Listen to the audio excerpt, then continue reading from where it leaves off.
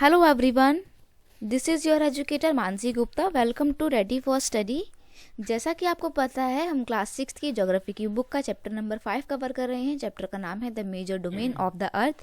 इस चैप्टर में हमने क्या पढ़ा है, अभी तक के प्रीवियस वीडियो लेक्चर में हमने ये पढ़ा है कि जो अर्थ है वो एक ऐसा ओनली प्लैनेट है जहाँ पर लाइफ एग्जिस्ट करती है due to the presence of air, water and land. ठीक है. फिर हमने अर्थ के मेजर डोमेन्स को पढ़ा था. वो कौन कौन से थे? वो थे आपके लिथोस्फेयर, हाइड्रोस्फेयर एंड एटमॉस्फेयर. आगे हम एक और इम्पॉर्टेंट जोन पढ़ेंगे, वो होगा आपका बायोस्फेयर. ठीक है. तो देखो अभी तक हमने आपको लिथोस्फेयर पूरा डिटेल एक्सप्लेनेशन दे दिया है. मैंने आपको पूरे कॉन्टिनेंट क्या होते हैं, कितने कॉन्टिनेंट हैं और उन कॉन्टिनेंट के बारे में डिटेल इन्फॉर्मेशन आपको प्रीवियस वीडियो में दे दी थी. तो अगर आपने वो वीडियो नहीं देखा है लिथोस्फेयर का तो आप उसको पहले देख लीजिएगा. मैं इस वीडियो के लिंक में आपको इस वीडियो के डिस्क्रिप्शन में आपको उस वीडियो का लिंक दे दूंगी, तो आप उसको ईजिली अवेल कर सकते हैं. आप उसको देख लीजिएगा. वो सेकेंड पार्ट है, ये थर्ड पार्ट का वीडियो है. ठीक है. तो इसमें हम आज जानेंगे कि हाइड्रोस्फीयर क्या होता है. हालांकि देखो मैं आपको पहले बता चुकी हूँ कि अर्थ में जो पूरा पानी वाला पोर्शन है, वाटर वाला पोर्शन है, वो आपका क्या होता है, हाइड्रोस्फीयर होता है. ये लिक्विड फॉर्म में होता है, यानी कि वाटर के चाहे कोई भी फॉर्म हो, चाहे लिक्विड हो, सॉलिड हो या वेपर फॉर्म में हो, गैसेस फॉर्म में हो वाटर, वो सब कुछ हाइड्रोस्फीयर का पार्ट होते हैं. ठीक है. अब देखो the earth is called blue planet. Earth को हम ब्लू प्लैनेट कहते हैं. ऐसा क्यों कहते हैं? अब ये मत सोचना कि जो आपका ग्लोब होता है उसमें ब्लू कलर कर देते हैं तो इसलिए वो ब्लू प्लैनेट है. नहीं, ऐसा नहीं है. क्योंकि अर्थ में 71% जो है वो वाटर पाया जाता है, इसीलिए आपका जो अर्थ है वो क्या है, वो आपका ब्लू प्लैनेट कहलाता है. ठीक है. देखो मैं आपको मैप दिखाती हूँ. ये जो आप पूरा स्काई ब्लू कलर का पोर्शन देख रहे हो, ये पूरा इधर, ये वाला पूरा इधर, ये सारा ये क्या है, ये पानी है. ठीक है. तो अर्थ का जो पूरा सरफेस है उसमें 71% क्या है, वाटर है. ठीक है. और बाकी का जो 29% है वो लैंड एरिया. लैंड एरिया कौन सा? लैंड एरिया ये आपके कॉन्टिनेंटल वाला एरिया. ठीक है बेटा. बाकी का क्या है, बाकी का वाटर है, और वाटर वाले को क्या बोलते हैं, हाइड्रोस्फीयर का पार्ट होता है, ओशियंस कहते हैं जिसे हम. ठीक है. अब देखो अब आप सोच रहे होंगे कि अगर अर्थ का 71% एरिया वाटर का है, यानी कि पूरा अर्थ में 71% तो पानी ही पानी है, तो वो पानी तो हमारे लिए बहुत, मतलब पानी की तो फिर कोई कमी नहीं होनी चाहिए, पानी तो बहुत है आपके पास. आप तो ये सोच रहे होंगे. लेकिन ये जो जितना भी आपका ओशियन वाटर है, ये आपका ओशन वाटर जो है वो 97% है.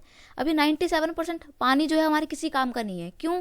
क्योंकि ये बहुत ज़्यादा नमकीन पानी है जिसको आप इस्तेमाल नहीं कर सकते हो. इवन आप इस पानी में नहा भी नहीं सकते, क्योंकि अगर आप इसमें नहाएंगे तो आपके जो बाल हैं वो बिल्कुल कैड़े कैड़े हो जाएंगे, स्पाइक्स जैसे बन जाएंगे. ठीक है. तो ये पानी तो आपके हाथ से चला गया. 97% जो पानी है अर्थ का, ठीक है, ये किसी काम का नहीं. 97% जो पानी है, 71% के अंदर वो सारा ओशन वाटर है. तो ये हमारे 97% पानी किसी भी काम का नहीं है. ठीक है, क्योंकि ये सॉल्टी है. अब अगर बात करें हमारे काम के मीठे पानी की, तो वो कितना बचा, बाकी का 3% बचा.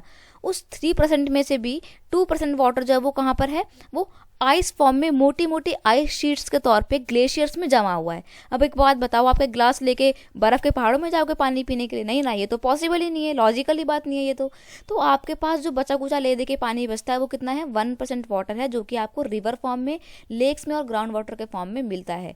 तो इसीलिए हम बोलते हैं कि सेव वाटर. कोई हम पागल नहीं है कि 97% पानी होने के बावजूद सेव वाटर बोलेंगे. हमें बोलना पड़ता है क्योंकि वो 97% पानी किसी काम का ही नहीं है. फ्रेश वाटर जो हमारे पास अवेलेबल है वो ओनली 1% है, जिसमें से सारा पानी, मोस्ट ऑफ द पानी जो है वो कहाँ पर है, ग्राउंड वाटर के फॉर्म में, और बहुत कम होता जा रहा है. इसलिए हम बोलते हैं सेव वाटर. ठीक है. तो आई होप आपको ये हाइड्रोस्फीयर वाला जो पोर्शन है अच्छे से समझ में आया होगा. अब देखो हाइड्रोस्फीयर की जब हम बात करते हैं तो हाइड्रोस्फीयर में जो वाटर आता है वो सारे फॉर्म का वाटर होता है, चाहे वो सॉलिड फॉर्म में क्यूब्स के तौर पे हो, यानी कि बर्फ वाला हो, चाहे वो लिक्विड फॉर्म में हो, या फिर चाहे वो गैसियस फॉर्म में वेपर वाटर हो. ये सारा आपका हाइड्रोस्फीयर के अंदर आता है. ठीक है. अब देखो जब हम हाइड्रोस्फीयर की बात करते हैं तो हाइड्रोस्फीयर में जो हमारा टोटल पानी का 97% है वो किस में है, वो आपका ओशियंस में पाया जाता है. ठीक है. पर वो पानी हमारे किसी काम का नहीं है. फिर भी हम इसको पढ़ेंगे कि वो जो ओशन वाला हमारा वाटर होता है हम उसको किस तरीके से क्लासीफाई करते हैं. मेजरली हम उसको 5 समुंदर में डिवाइड करते हैं. अब आप कंफ्यूज हो रहे हो कि 7 समुंदर पढ़ा है हमने, तो गाना सुना होगा ना आपने, 7 समुंदर पार में तेरे पीछे पीछे चली आई. तो अब आप सोच रहे होगे कि ये यहाँ तो मैडम 5 समुंदर पढ़ा रही है और हमने 7 समुंदर पढ़ा है. तो देखो वो कैसे 7 समुंदर हो जाते हैं. ये जो आपका पैसिफिक ओशन है इसको नदर्न पैसिफिक ओशन बोलते हैं. ठीक है. और इसको सदर्न पैसिफिक ओशन बोलते हैं. तो ये 2 हो गए. प्लस आपका ये अटलांटिक ओशन है, इसको नदर्न अटलांटिक ओशन बोलते हैं और इसको सदर्न अटलांटिक ओशन जो है वो बोलते हैं। ठीक है, तो इस तरीके से आपके 7 समुद्र हो जाते हैं, बट आपको मेजरली 5 ही याद करने हैं। इन ओशंस के नाम आपको अच्छे से लर्न कर लेने हैं, क्योंकि मैंने आपको बताया था कि जैसे आपको 7 कॉन्टिनेंट के नाम याद करने हैं, वैसे ही आपको 5 के 5 ओशंस के नाम भी याद करने हैं, क्योंकि इससे एक सेपरेट क्वेश्चन बन सकता है। ठीक है, तो कौन कौन से हैं? एक है आपका पैसिफिक ओशन, एक है अटलांटिक ओशन, एक है इंडियन ओशन और फिर है सदर्न ओशन और आर्कटिक ओशन। इन 5 के 5 ओशंस के बारे में अब हम डिटेल एक्सप्लेनेशन आपको देने जा रहे हैं। ठीक है, तो देखो सबसे पहले हम बात करते हैं अपने पैसिफिक ओशन की। ये वर्ल्ड का सबसे बड़ा लार्जेस्ट ओशन है। जैसे मैंने आपको बताया था कि लार्जेस्ट कॉन्टिनेंट कौन सा है? एशिया है। तो वैसे ही लार्जेस्ट ओशन कौन सा है? पैसिफिक ओशन है। ठीक है, it is over spread over 1/3 of the अर्थ। ये अर्थ के टोटल, अर्थ का अगर टोटल हम बात करें, अगर गोल से हमारी जो अर्थ है उसका 1/3 जो पोर्शन है, 1/3 पोर्शन का जो है आपका पैसिफिक ओशन है, यानी कि 1/3 पोर्शन में आपका पैसिफिक ओशन पाया जाता है। तो इट्स मीन ये बहुत बड़ा है। ठीक है, और मैंने आपको बताया था मैरियाना ट्रेंच, नाम सुना है आपने मैरियाना ट्रेंच का? हम इसके बारे में पहले भी पढ़ चुके हैं। मैरियाना ट्रेंच जो है वो पैसिफिक ओशन में ही पाई जाती है और डीपेस्ट पॉइंट है ये अर्थ का। ठीक है, इतना डीप है ये, इतना ज़्यादा गहरा है कि इसके अंदर पूरा को पूरा आपका माउंट एवरेस्ट जो है वो इसके अंदर डूब सकता है। देखो, अब आप ट्रेंच नहीं समझ पा रहे हो कि ट्रेंच क्या होता है। मान लीजिए ये आपका एक कॉन्टिनेंट है और ये एक कॉन्टिनेंट है, इसके बीच में आपको जो है एक ओशन दिया हुआ है। ठीक है, तो ये जो ओशन है ना, इसके अंदर एक ऐसे करके ट्रेंच बना होता है, मतलब डीपेस्ट पॉइंट होता है। तो ये इतना ज़्यादा डीप है कि इसके अंदर आपका पूरा का पूरा हिमालय, माउंट एवरेस्ट जो है वो समा सकता है। तो आप सोच सकते हो कि कितना ज़्यादा डीप होगा। ठीक है, ये आपका पैसिफिक ओशन में ही पाया जाता है। अब देखो, अगर हम पैसिफिक ओशन की बात करते हैं तो Pacific ocean is almost circular in shape.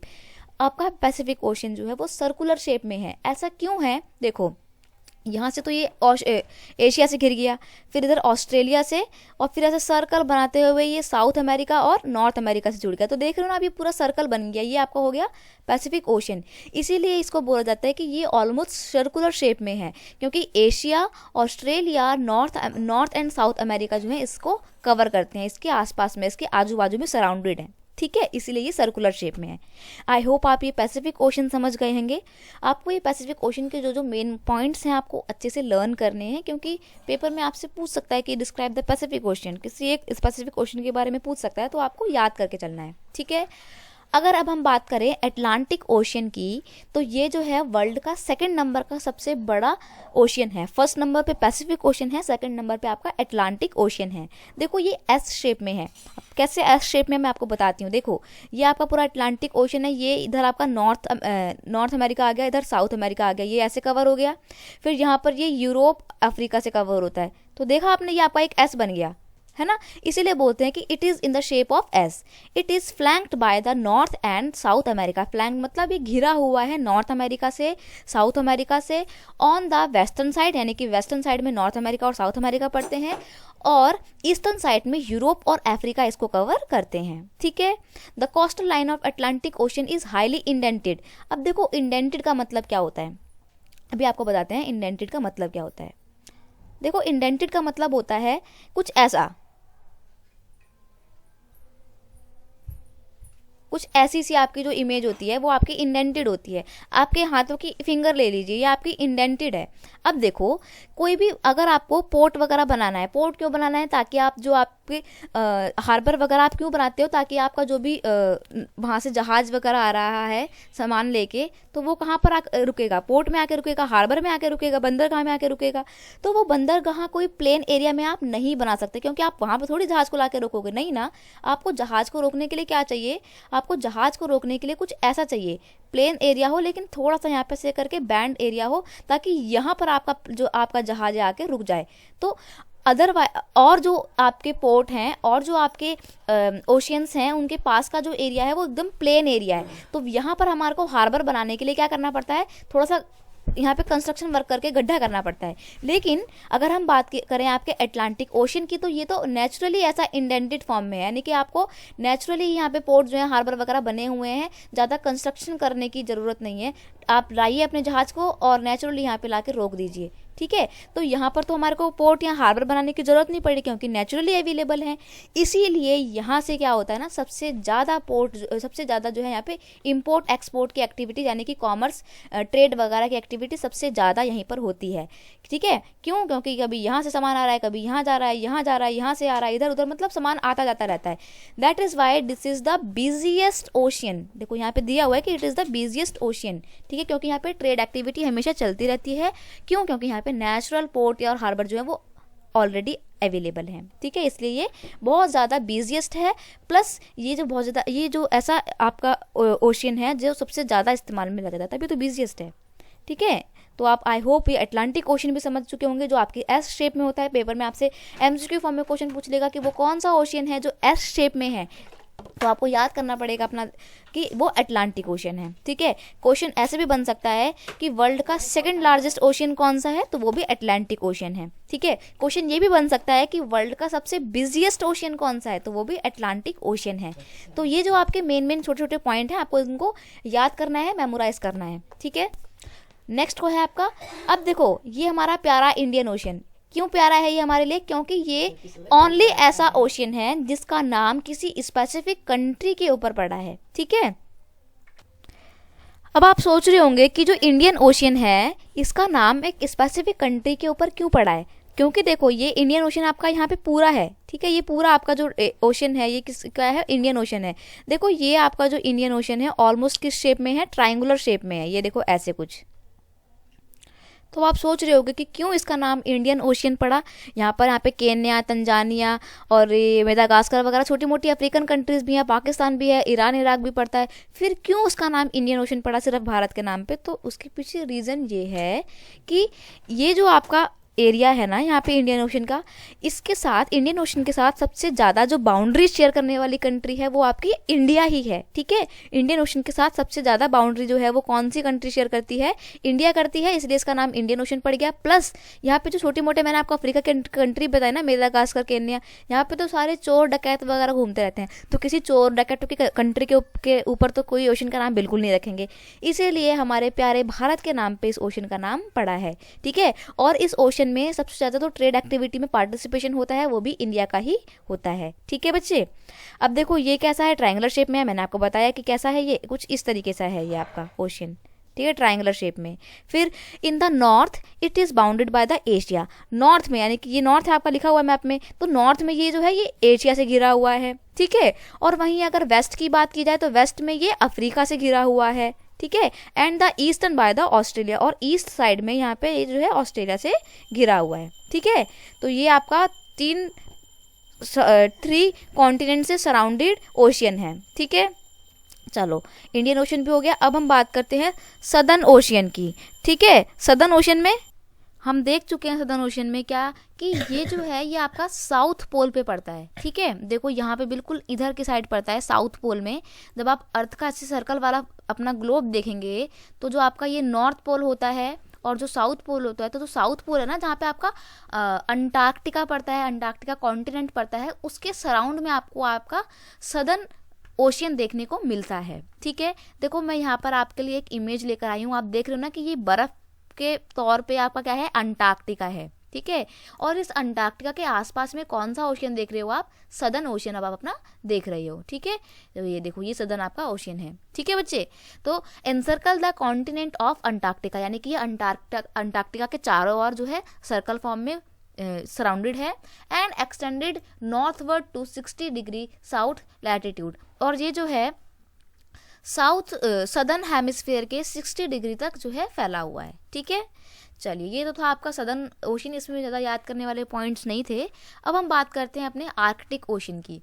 जैसे आपका सदर्न ओशियन साउथ पोल पे पड़ता है, सेम वैसे ही आपके आर्कटिक ओशन की पोजीशन है, बस डिफरेंस ये है कि ये आपका नॉर्थ पोल पे है। ठीक है, it is located within the Arctic circle and surrounded the north pole. तो जैसे वो साउथ पोल पे था, मैं एक नॉर्थ पोल का भी इमेज लेकर आई हूँ। ये आपका नॉर्थ पोल है और नॉर्थ पोल के आसपास में आपका क्या है? आर्कटिक ओशियन है। ठीक है, देखो आपको आर्कटिक और अटलांटिक में कंफ्यूज नहीं होना। मैंने बहुत से बच्चे ऐसे देखे हैं जो आर्कटिक ओशन और अटलांटिक ओशन में बहुत कंफ्यूज हो जाते हैं, लेकिन थोड़ा सा आपको माइनर डिफरेंस है अटलांटिक का और आर्कटिक में एल का। ठीक है, तो इसको थोड़ा ध्यान करके चलिएगा आप अपना।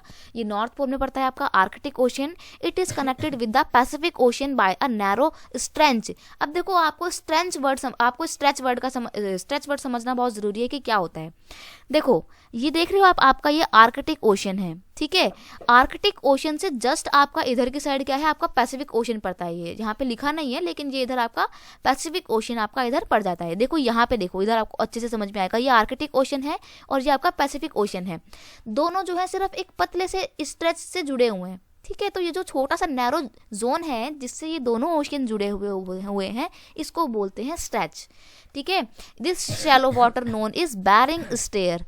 इसको जो है स्ट्रेट बोलते हैं, इसको बेरिंग स्ट्रेट बोलते हैं। जो छोटा सा पोर्शन जिससे ये दोनों कनेक्ट है, ये वाला पोर्शन जिससे आपका आर्कटिक ओशियन और पैसिफिक ओशियन कनेक्ट है, उसको बोलते हैं Bering Strait. It is bounded by the northern coast of North America and the Eurasia. अब देखो ये किसको किसको कनेक्ट करता है, तो ये आपके नॉर्थ अमेरिका को, यहाँ से आपका ये नॉर्थ अमेरिका है तो ये नॉर्थ अमेरिका को कवर करता है, मतलब नॉर्थ अमेरिका से जुड़ा हुआ है, प्लस आपके यूरेशिया से, यानी कि यूरेशिया यानी कि ये वाला पोर्शन जो है इधर से जुड़ा हुआ है, यूरोप प्लस एशिया से जुड़ा हुआ है, ठीक है। तो बस आपका ये आर्कटिक ओशन भी इतना था, इसमें भी आगे कुछ याद करने वाली चीज़ें नहीं थी बहुत ज़्यादा। बस आपको याद करना है कि ये बेरिंग स्ट्रेट क्या है, ये पैसिफिक ओशन और आर्कटिक ओशन को जोड़ने वाली एक पतला सा नैरो वे है, ठीक है।